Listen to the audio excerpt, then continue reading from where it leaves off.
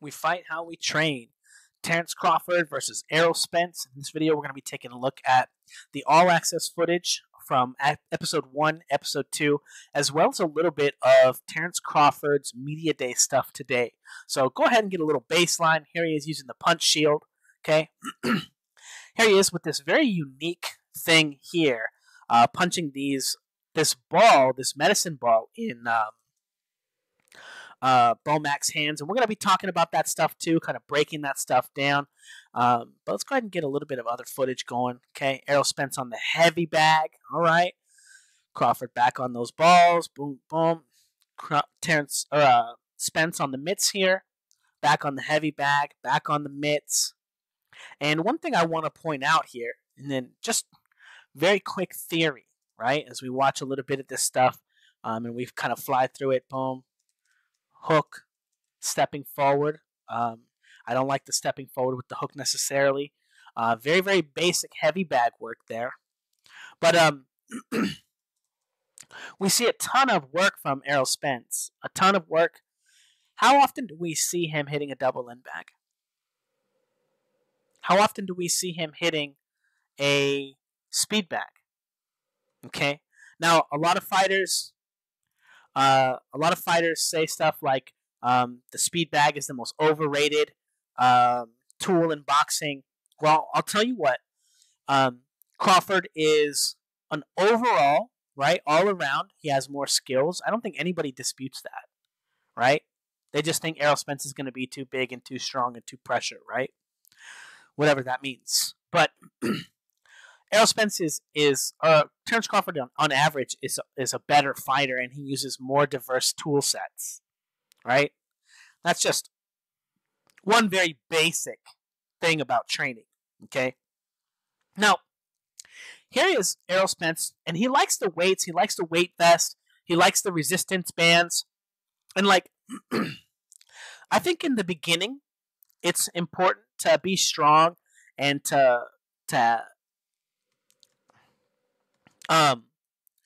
use stuff like this. Like, it can be very beneficial, but I think the way that this is going to inhibit him from being able to get into all the positions, like being on his back foot or being all the way on his front foot or rolling under a shot, right? Because he has the weight vest and the weight is going to move with him and throw around, his head doesn't really move as much as it should when he's doing his stuff, right? Because he has to accommodate the weight vest, and in order to continue moving and throwing punches on rhythm and on pace and this and that, he has to allow the weight vest to sit on his back in a certain way, right? And a lot of times these things just don't allow you to have the kind of breadth of motion that you really need, all the space that you really need to practice for your boxing.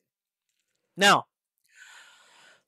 some mid stuff from Errol Spence, and I want to say like pretty basic stuff, right? He's always fighting here. This move in particular, right? He gets on the line and he's going to get down, up, and then he pendulums down, up, into a right, into a left. Now, if we take a look at this left hook here, this is really, really, really important. Notice when he throws this punch, his right leg is not even on the ground. Okay? And his back leg heel is off the ground as well. And this means he's completely out of the air, right? He's completely in the air right here. And this is going to be really important when we get deeper into the film study. Real quick, actually, I want to talk about, real quick, there's going to be something at the end of the video. Check it out. Don't forget to stay till the end. Very, very special surprise. But we're going to be talking about some of this stuff here in relation to our opponent. And when Errol Spence throws that punch there, right, and he winds up in the air, he's going to do hook, pendulum into another right hand. But a lot of times when he's throwing these punches, okay, both of his feet are going to be kind of off the ground. And we're going to be seeing him do some other stuff as well. And again, there with the right hook there.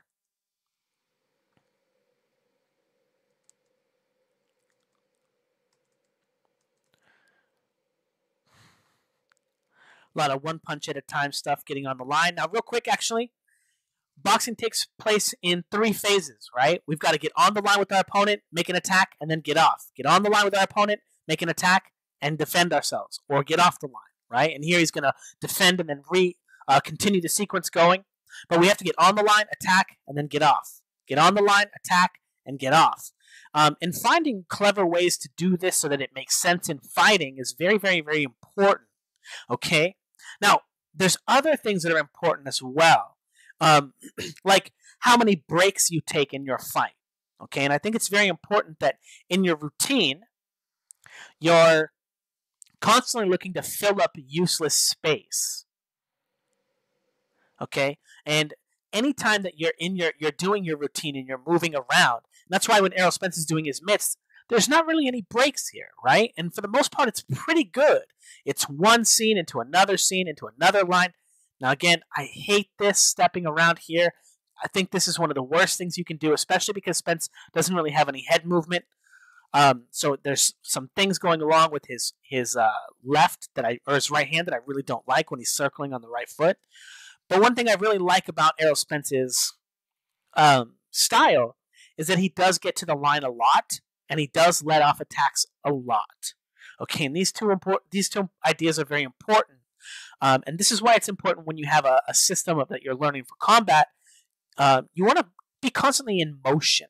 Okay, and that's why if you guys want to check out the Fouts Boxing combat system, I have a bunch of drills. I want to say that are never ending. Okay, they're looping drills to teach you the most basic and most fundamental skills you need to be in front of a professional fighter. Okay, now also in that series, I'm going to teach you how to do everything with correct footwork. I'm going to teach you where your head goes, what to do with your shoulder, what to do with your head, what to do with your feet. I'm going to teach you what to do with all the parts of your body so that you can generate the most amount of power, be on the line, and exposed for as little time as possible. Okay?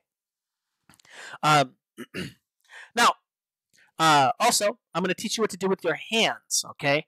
Most people don't really know what to do with their hands. They don't know how to generate power. And most coaches, 99.9, I'm the only one, believe that punchers are born. And in the Fouts Boxing combat system, I will teach you how punching power works. Okay? So that you can, not only will I teach you how to throw your best punch mechanically, but I will teach you how to improve your best punch forever. As long as you keep drilling, you will keep getting stronger with these punching drills. Okay? These are heavy bag drills. Anyway, check out the Fouts Boxing combat system, yada, yada, yada. Here we go into a little bit of Crawford moving around with his coach here on the mitts. Now, very similar system, okay? As he gets on the line with a lot of different stuff, though, right? He gets on the line with some defense, gets on the line with jab, jab, right hand, left hook, and then he's going to move off the line and getting on the line. He's blocking a punch here, throwing a punch here, throwing a combination, and then rolling off the line. But he's never standing in front of his coach going, you know, I don't want to talk shit about Mayweather, right? But remember Mayweather would just stand there with his feet frozen, and he would just do these long mitt drills and never move. He's recently come out and started pendulum walking while he does them as well. But his whole career, he would just stand in front of them. Now, there's an interesting idea there too, right? And again, we're going to be talking about some training philosophy stuff as well. But we're going to take a little bit of a break real quick and talk about this here, okay? This is one of the more interesting things because we fight how we train, right? Now, people say that Errol Spence is a power puncher. He's he's a hard puncher. He's this, he's that, whatever, you know. Do you guys ever notice that every single time you ever see Errol Spence on the heavy bag or the mitts, he's doing the same drills? They're the same. The same movements, the same this. He fights the same way. We fight how we train. When do we ever see Errol Spence practicing a power punch? Because we fight how we train, okay? There's no way around it. And if you never practice your power punches, you're not going to be a power puncher. Check out the Fouts Boxing combat system. I will teach you how to practice your power punches so that you can add them to your real combat. I will teach you how to train your lucky punch. And then you're going to go to the gym and you're going to practice your lucky punch every goddamn day. and then you're going to be able to throw that punch in a fight, and you're going to be able to land it. Okay? Now, what do we notice about this stuff? Well, look at how close he is to this dude, right? Look at how much weight he's getting into these punches here, right? Well, one thing about this target, right? Well, it's angled because it's round, right? And the weight is in the center of it, right? If he just clips it, he's not really going to get a lot of weight. It's not going to be a hard punch, right? This is the drill. If we look at these punches here, these are the punches that he hit Kell Brook with, right? Remember how close he was to Kell Brook when he hit that dude? And he was able to drive his weight into Kell Brook's head, not with this really weird, perfunctory, rounded hook. He hit Kell Brook, and he drove his weight into Kell Brook's face, not back to himself, okay? This is a really, really, really important idea when you start to really understand what's going on in striking, okay? Now, again, check out the Fouts Boxing Combat System. It's going to teach you what snap is, how you snap onto your target or snap into your target, not just having your hands really tight-fisted and swinging your arm through the target. That's not a punch. That's not what boxing is. That's not what striking is, okay? But here we have Terence Crawford practicing his striking here, okay? Really smashing this angled target and learning, how do I get hard power into it at this angle? How do I get weight into it at this angle? How do I get weight into it at this angle? How do I get weight into it at this angle? And all these punches are different. It's not this one standard, I throw my straight right hand straight like this every time and I angle it perfectly with my elbow like it's this. That's not how striking works, right? Anyway, very, very, very cool and unique thing that they do. Lots of coaches have like punch shields that they do, but I want you to pay attention to the fact that this is different than what he's doing here with the punch shield. These are different exercises. They don't have to be, okay? But some of what they're doing here is more effective in this version than it's going to be in that version, right? Now, most of that is because I don't think this guy's probably all that good holding the mitt here. I don't think he's that good. No offense to that guy in his camp, but he's just not holding that shit very well. Whoops, where are we at? Here. Okay. All right. Again, beautiful work. Double in bag from Crawford. And again, how often do we see Spence throwing punches at this pace here, right? And working at that pace. Where's his double in bag work, right? A little bit of random heavy bag work. A little bit of Errol Spence throwing perfunctory work. Never seen Errol Spence throwing punches at the speed bag before. I don't think even one time. No, maybe once. Very explosive work. And we're going to talk about some of that stuff later. Getting on the line, 1, 2. Now, one thing I don't like that Errol Spence does, again, boxing happens in 3 phases, right? You're going to take a step, you're going to get on the line, 1, 2. And now you have to leave the line. Now, it's very dangerous to cross the line against your opponent. It's very, very, very dangerous to cross the line against your opponent. And that's why he had to throw a jab to get on the line in the first place, because if he just gets on the line and he's swinging his straight left, right, the guy's going to catch him maybe crossing the line if he's not sneaky enough, right? Well, he just did something here. He threw a right hand, and now he's not sneaky anymore. There's nothing sneaky about this. Because either Terence Crawford had to dodge that punch, which meant that he saw it coming, which meant that it wasn't sneaky, or Terence Crawford just got punched in the face by this punch, which means he's no longer sneaky, because because he just punched him in the face, we know where Errol Spence is. He's in position to be countered. Okay? And as he leaves this position, right, he just goes right back to his normal boxing stance. Okay? Now, as we continue, we move through, we're going to talk about some stuff. I want to get to a little bit of road work here. I want to get to Terence Crawford's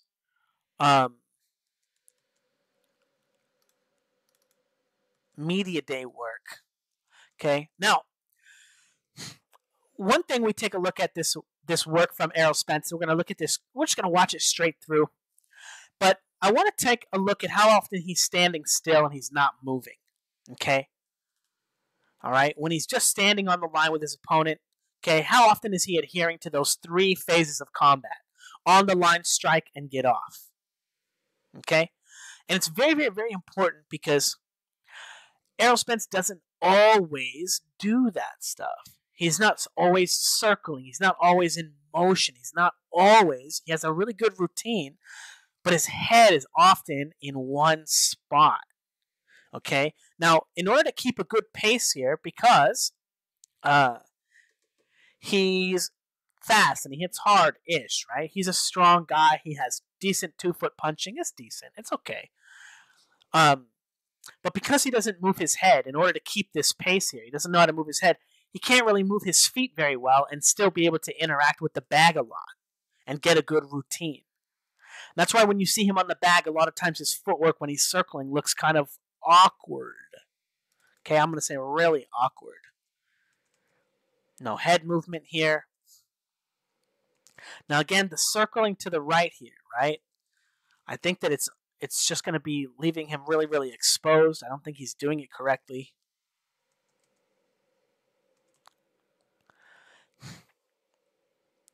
Now, he says something. I remember he says something during this point of the thing, and I can't remember what it is right now. I can't remember what he says, but I really liked one of the things that he said in here. And I actually really wanted to talk about it, so I'm a little disappointed in myself for not remembering.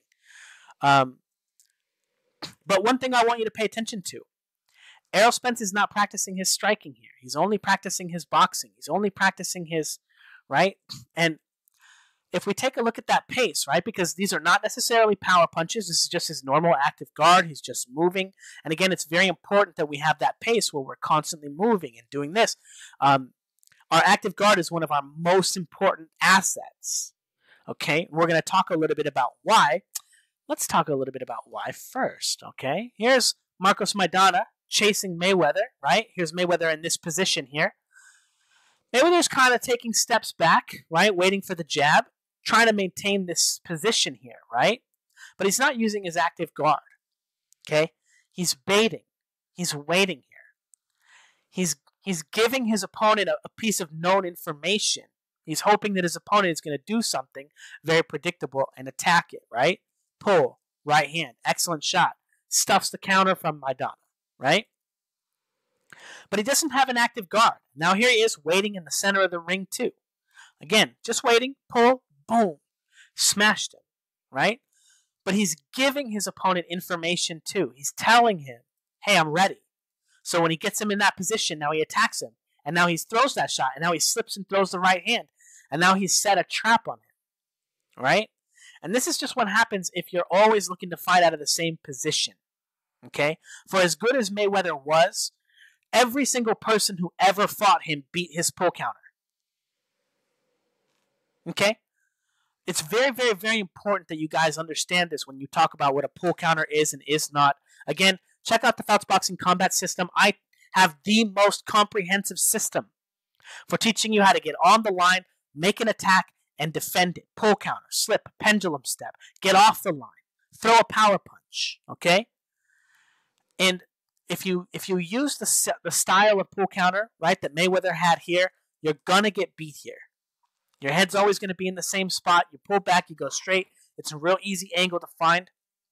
This is not the way that you want to do this, but more importantly, your active guard is one of the most important things that we have available to protect ourselves. It's how we stop our opponent from being able to predict what we're going to be able to do by being and moving through every position, okay? Now, as we take a look at that and we talk about that theory, Errol Spence is almost always in the same position when he gets on the line, okay? Almost always. He can throw the left. Sometimes he throws the straight left when he gets on the line. Usually he's throwing the jab, though, but here he is penduluming off the jab, penduluming into the right hand off the jab. I think he's just talking there. But one of the most important things we have to protect ourselves is our active guard, okay?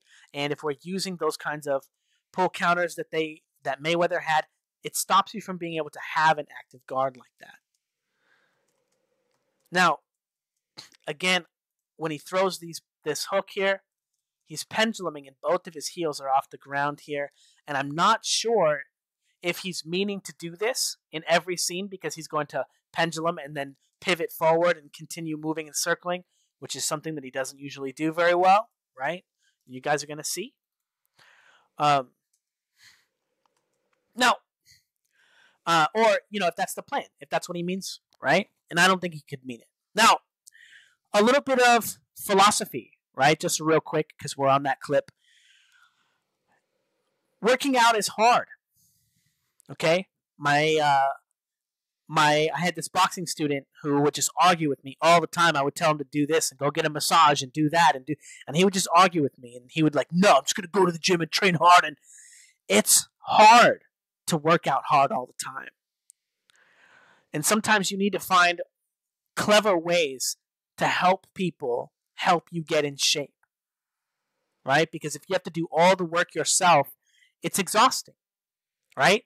Now, if you're a lifelong athlete, right, and you're not time crunched, you don't need to like fit in, 600 hours of training in a month, right?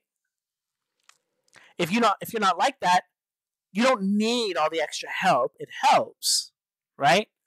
But it's very important that you find a way to, and I'll say this, a lot of people find martial arts, and they find martial arts as, how do you say this? Like, it's like, I want to go learn to punch and kick some stuff, right? And then they learn about, like, real discipline, right? And they're like, oh, man, if I just practice this, I get better at it. Wow, that's crazy. Wow! If I just keep practicing everything, I get better at everything. What? And it's interesting because my personal philosophy is, in boxing, the first thing that you need to learn to master is your own body, right? You get good with your own body, and then you can understand how your body works, right? Again, check out the Fouts Boxing Combat System. It's going to teach you how your body works, teach you how to maximize it, okay? But after you understand how your body works, you're going to see how your opponent's body works. And this is a very, very, very important idea because everybody's body is exactly the same, okay? There's no reason that if Errol Spence trained with Terence Crawford for a year, doing everything that Terence Crawford did, that Errol Spence wouldn't wind up coming out like Terence Crawford. He's a big, strong guy. He works out hard. He takes his shit seriously. There's no reason. Okay? Now, there's some reasons, right? He should, try some stuff because his routines are very, very basic and all this stuff, but whatever. He's going to find out. But it's very important that we take our recovery and all that other stuff seriously because we can't do stuff like this all day long. Okay? We don't have the energy to be doing this with our body all day long. Massive amounts of hard work, right? And all this stuff is very, very, very important. Okay? It's all really, really, really important. But it needs to be done in addition to boxing-ish, right? Again, we can't do stuff like this all the time. So it's important that we find other ways to work out and to train. But also, again, getting back to the idea of martial arts, one thing that you learn about becoming a martial artist is that, they say, oh, it brings you into peace and harmony with the world. And, I don't know about that kind of shit, but once you start really learning and understanding what it is that you're trying to do with your journey, and you're like here's one example, right? Oh, I gotta wake up at 6 a.m. to go run. And now you're augmenting part of your life to become a better martial artist. Right? This is outside the scope of where you are learning your martial arts. And you think that adding this practice is going to make you a better martial artist, so now you're doing that. But also, now you're eating broccoli, rice, and chicken every day because it makes you a better martial artist. And you find these small little ways to add time to your 10,000 hours of martial arts that's not just you doing shit like this, because you can't do this with your body 24/7 and still be a happy individual. So you got to find other ways to be a martial artist.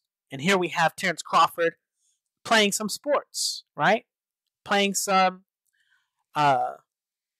cornhole, right? Which, by the way, I would whoop him at. I'll whoop you at cornhole, bro. I'll smash you. But notice the structure that he's in, right? Front heel, his front foot planted. He's on the ball of the back foot, very similar to punching, right? He's using his kinetic chain to throw these. He's using his kinetic chain to accurately predict how far he's going to throw this beanbag, right? And this is Terence Crawford being a martial artist. This is him training his hands and his eyes and his coordination, his 2-foot punching. This is him playing golf. Okay? Poor white trash golf. I don't know, is that a white trash thing, playing cornhole? Is it just Midwest? I learned it from white people. But cornhole. It's like, is that Midwest golf? Is golf a Midwest thing? I don't know. Anyway, he's continuing his martial arts journey through a fun athletic game here. And again, it's very important because it's hard to train like Errol Spence was training in that last clip all the time. But it's important to have fun with your martial arts journey. The journey, more importantly, of learning how your body works and understanding how to control, maintain your strength. That journey, what is it? I can't remember the exact quote of Plato, but it's a tragedy for a man not to learn the true, I'm butchering the quote, but the true strength and grace that that his body is capable of, right? And I think that is the actual epitome of your martial arts journey, is learning to understand and control your body and learn what you're capable of, and again, I think it's really important to have times like this where you're going to be, working through that kind of stuff. Anyway, here he is. A little bit of double in bag, and now we got this really interesting clip here, you guys. Do you know what Errol Spence is practicing right here, guys? Do you know? Do you guys know? No? He's practicing being carried away as the big fish here. Look at him. No, I'm just kidding. This is what he's doing here is very important, okay?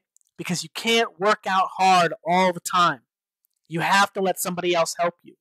You have to allow someone else to do that work for you because it's exhausting getting in shape, getting strong, getting fit. And what Errol Spence is doing here with the massage and the stretching here, that's the same thing that Bud is doing. He's finding a way that's not boxing to continue getting strong and to continue getting in shape. Okay? And I don't want to say find what works for you, because that's horseshit.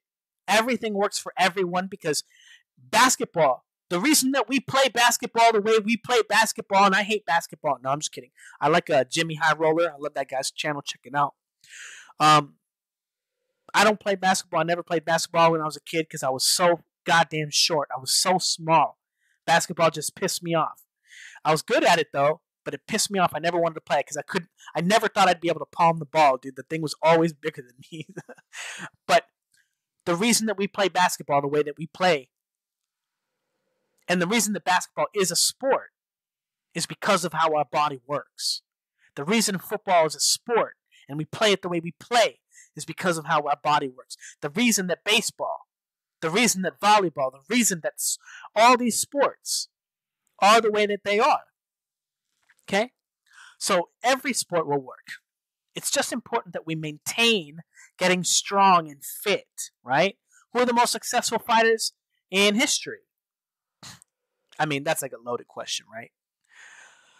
So here we have, we're going to be playing a little bit of Crawford's media day workout, okay?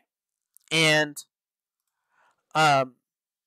again, like Crawford is a guy who boxed when he was younger, quit boxing, played football, did other sports, got strong, learned how to do other things, right? Because what they teach you in boxing, right? Remember when, a few years ago when everyone was like, oh, you got to do your right hand straight and you got to do this and you got to keep your feet like this and nobody even knew anything. And then I started teaching people about crossing the line, transition weight, change your positions. And then people all of a sudden started trying to talk about, oh, you got to move your head and because people didn't know anything about moving their head when they punched. They didn't know anything about transitioning their weight when they punched, right?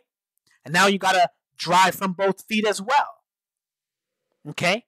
But if you learn and you listen to the things that people were teaching, 6 years ago, 7 years ago about how punching worked, Nobody was becoming a good boxer with these instructions because they don't work. That's not how boxing works. It's not how your body works. Again, check out the Fouts Boxing Combat System, because every single thing that you have learned about boxing in the last 5 years has come from my channel. Everything you've learned about technique, about crossing the line, transitioning your weight, changing positions, about where your head goes, about where your shoulder goes, about what your feet are supposed to do, has come from my channel. Okay? And they're all leaps and bounds behind me in theory and understanding. Okay? So check out the Fouts Boxing Combat System.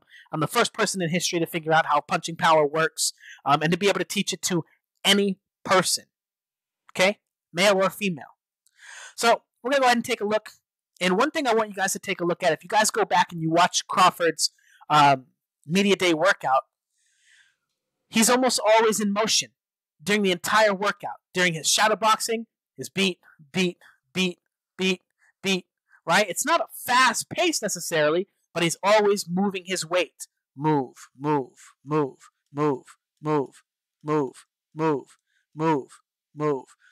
And he's not doing that thing where he's in one single position like Mayweather has one pull counter. He's moving through the line, constantly in motion, and watches his coach. Okay, now this is where we're going to be doing a little bit of film study on what's actually going on. Okay, because there's all these layers of what Crawford's doing here. All these layers, right?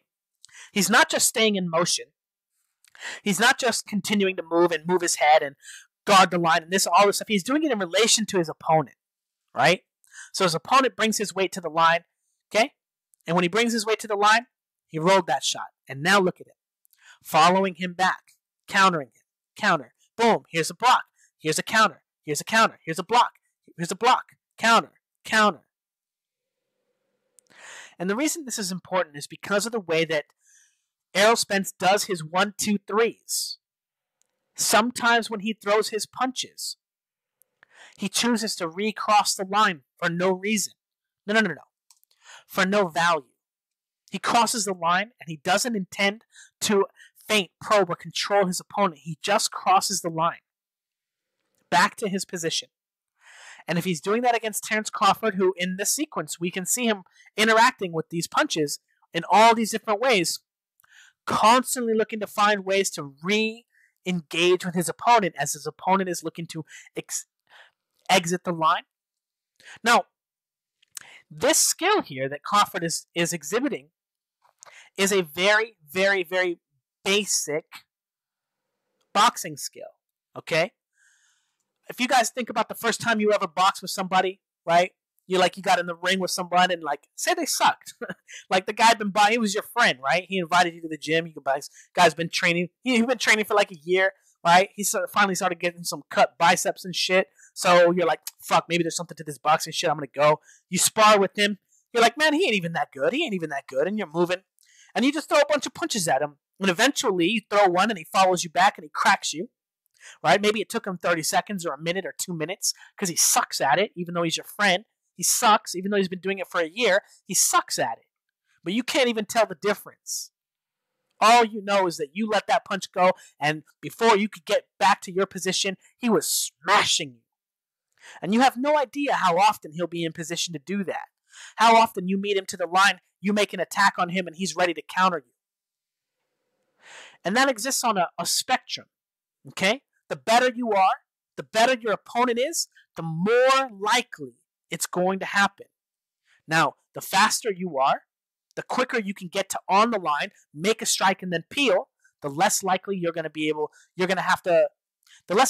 get countered. Okay? And again, the Fouts Boxing Combat System is the most complete combat system on the planet to teach you exactly how you should be getting on the line, make a strike, either a probe or a powerful strike, teach you how to do both of them, and then safely get off the line or defend your position. Okay? And again, this is a very basic skill from Crawford, right? But notice, there are a lot of fighters who have tried to do that to Errol Spence, right? Ocampo tried to do it to him. He was not really successful because he's a skinny dude, right? He got stopped by a random body shot, right? But the faster you are, the better you are at countering those counters, the more you can stop your opponent from countering you with them, right? And the thing is Spence has never fought anyone as fast as Crawford. He's never fought anyone as powerful and explosive.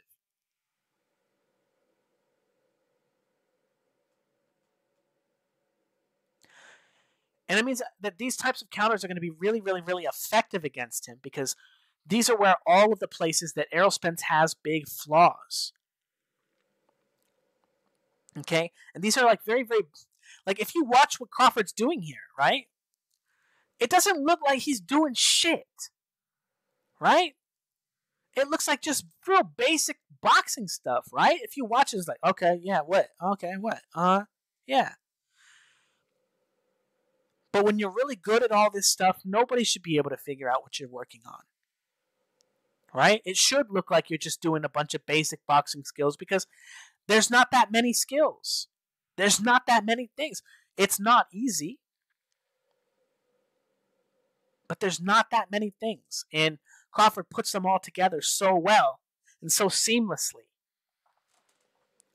Anyway, now we're toward the end of the video, and I want to ask a little question, okay? A little question. And first person in the comments to get it right, and I'm going to have the comments ordered in order of, so I'll come back, whatever. I don't always see all the comments, and sometimes actually YouTube bans me from making comments and stuff because people report a lot of my comments, so I can't respond to people's comments as much anymore. So anyway, what is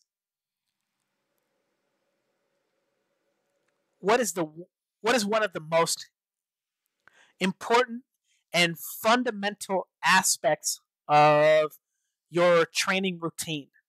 Okay, and that answer is worth 1 Fouts Boxing Combat System. So if you guys get the answer to that, first person to get the answer to that in the comments is going to get a promo code for a free Fouts Boxing Combat System. Yeah. Anyway, I'm picking Crawford to win this fight. I think he's going to win this fight. I think he's going to dominate Spence. I think that if you think about the sequences and the line, I think that, check out quickly Crawford gets on and off the line too, right? It's not like there's a lot of gaps in his on and off the line either, right? So the amount of pressure that Spence is going to be able to apply against Crawford that he won't be ready for is not going to be as much, right? The only difference is going to be the range, right? Now, I think that Spence is going to own more of the line than Crawford, right? I think he's going to own about 55% of the line, and Crawford's going to own about 45%. So if we break that down a little bit, Crawford wins 25% of the exchanges. Spence wins 25% of the exchanges. And then 30% of the time, Errol Spence wins the sequence simply because Crawford leaves the line. And then, maybe the remaining is neutral, right? They both get to the line. Maybe they both hit each other. They both get to the line. But I expect that a decent portion of the sequences is going to be Crawford giving space to Errol Spence to walk him into a punch. Okay, allow him to come forward and exert himself with his stepping jab so he can counter him. Okay, and now real quick, another thing for those of you that have stayed, it's interesting to hear them all talking about resumes, right? And I don't think a single person on Errol Spence's resume is better than Gamboa.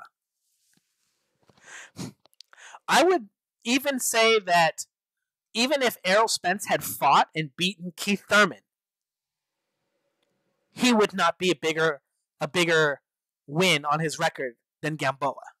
And I know Gamboa, he got a tough shake because he's not always the most disciplined.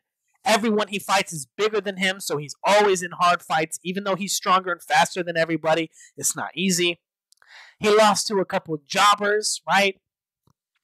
But But the biggest blow is that he had to lose to every single piece of young talent after he blew out his Achilles, right? After he blew out his Achilles against Davis, he couldn't even fight Davis, right? And that was a big deal, Davis fighting Gamboa. That was a big deal. We should have been able to learn a lot about Davis in that fight, but we didn't really, because Gamboa kind of blew his fucking leg out. But Kavaliauskas, oh, and Errol Spence is saying like he's the number one welterweight in the division, or he's the A side. If you fought Keith Thurman, I don't think you'd have been the A side in that fight. I think Keith Thurman's still a bigger star than you. Like, all Errol Spence ever did was fight Keith Thurman's leftovers. Like, who did Errol Spence fight that was undefeated? Right? Kell Brook? Nah. That guy wasn't undefeated. That, I don't want to be like too hard on him about that one, because he was like kind of tough fight too still. I give him a lot of respect for beating Brook. I picked Brook to beat him.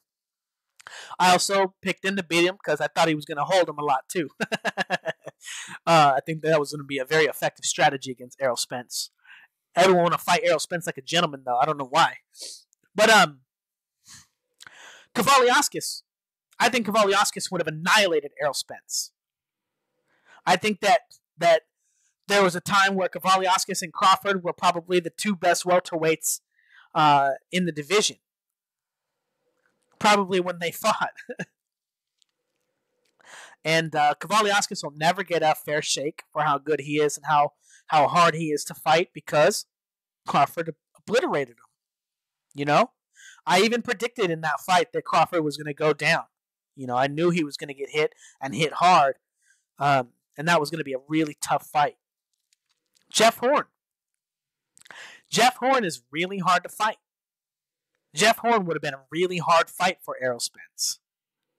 That would have been a really tough. I'm not saying he wouldn't have won, but that would have been a really tough fight.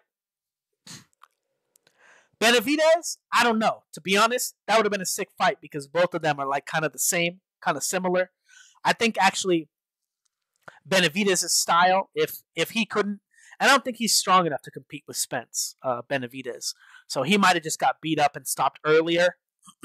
But that would have been a sick fight if they fought. But I don't think that Errol Spence has even close to the resume that Errol Spence or that Terence Crawford does. And another note.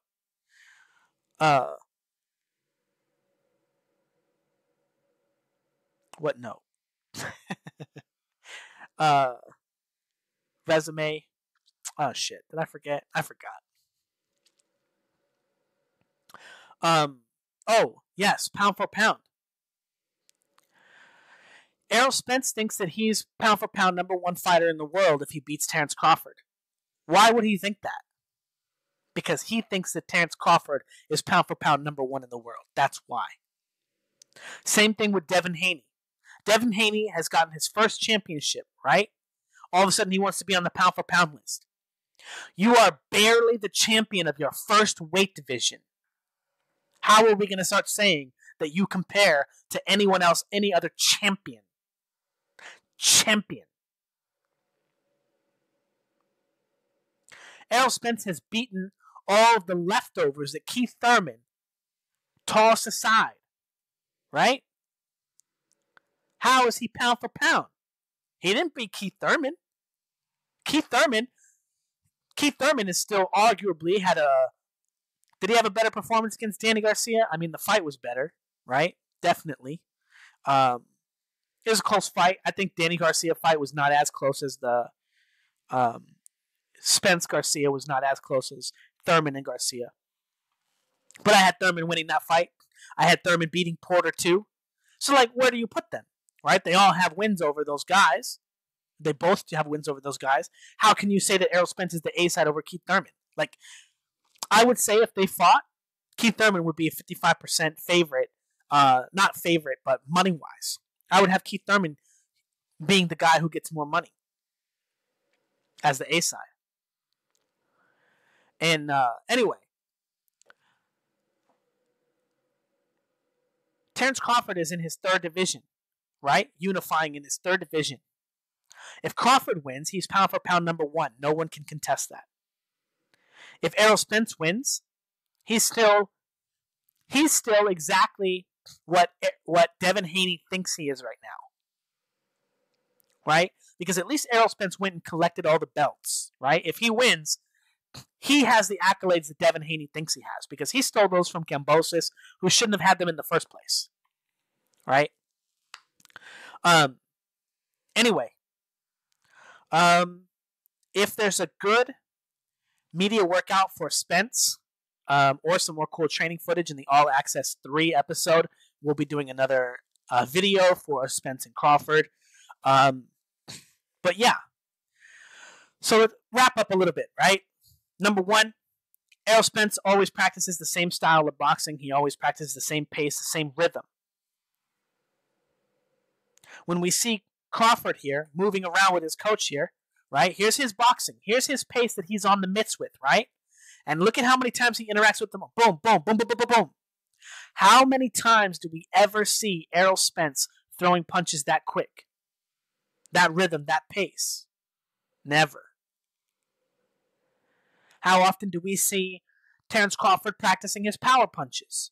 Never. He's not a striker. He's not a power puncher. We know this. There's so many holes in the theories in that camp there. And I think that it takes, especially to beat someone who's bigger than you, who's stronger than you. I'm not saying Spence is bigger and stronger than Crawford, but Danny Garcia, right? Sean Porter. Sean Porter's a 140-pound fighter. That guy should not have been fighting at 147 anyway, right? He should have been Aaron the Hawk Pryor. He should have been that guy at 140, even though all the money is at 147. But Danny Garcia was a 140-pound fighter as well, right? He's not this big, and I really want to see what he looks like against Erislandy Lara. I'm really, really excited for that fight. I think that's going to be a sick fight. And that Erislandy Lara is like, the last of a dying breed of flawed fighters from Cuba, right? Those guys that can't really move their head. They have got one real fast straight punch that you're not supposed to see coming, but anyone who had an amateur career sees it coming now. But anyway, if we're talking resumes, right? Terence Crawford has one of the craziest resumes in boxing. His resume is insane. And Errol Spence's is like, it's funny too because he had this air of invincibility around him, and he spent, ever since his last 30 amateur fights, Errol Spence has been calling out Keith Thurman, right? He just, however long it had been, right? Years he'd been calling him, and Keith Thurman said he's never going to fight him. Keith Thurman was so scared of this dude, he just ran and ran and ran, fed himself to the Pac-Man, right? An honorable death, right? People try to, I just hope I can get to close enough to the pound for pound number 1 fighter that if I get beat, no one will give a shit, right? That's what everyone thought about fighting Mayweather. That's what everyone thought about fighting Pacquiao. That's what Errol Spence is going to be doing when he fights Terence Crawford, right? There's no shame in losing this Terence Crawford. This is the Terence Crawford era. So, anyway, Errol Spence's his resume is like, it's weak. It's weak. And, he's just been fortunate enough to be the Devin Haney. And now I want to say Devin Haney is like the poor man version of Errol Spence. I think Errol Spence is much more the real deal than Devin Haney. Yeah, no offense to Devin Haney or anything, but you didn't beat Loma. Oh, Tom Holland. Bro, if you want some boxing lessons, I'll teach you how to beat up Devin Haney. No big deal. You're a strong dude. You can learn how to do it. Fouts Boxing Combat System.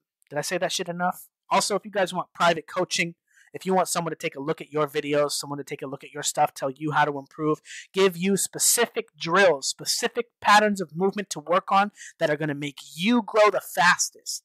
Okay? Check out my Patreon. It's $50 to sign up, $50 a month. It comes with a double in-bag series that I'll give you for free. But yeah, or if you guys are looking for a community of people to train and work with, the Fouts Boxing Combat community, a bunch of people on Discord. Um, Purchase a 1 year Patreon subscription, which comes also with a huge discount. Comes with, I think, like 15% or something. It also comes with a Fouts Boxing Combat System, a $300 value. Comes with it for free. That way I have something to teach you, because that's what the hell I want to teach you. Is my theory on combat, my theory on how combat works, my theory on how you should think about fighting. And more importantly, it's not just going to teach you the patterns and teach you the movements, but the drills and the theories. They're going to teach you what's really going on in fighting. You're going to understand what it is that you're seeing and you're feeling. You're going to understand where you are in relation to your opponent, because again, everything that we do is in relation to our opponent. Okay, if your opponent, if you get in the ring and your coach says, "All right, now put your glove right here on your cheek and hold it right here, and your elbow goes right here," and if your coach is telling you shit like that, you're in trouble.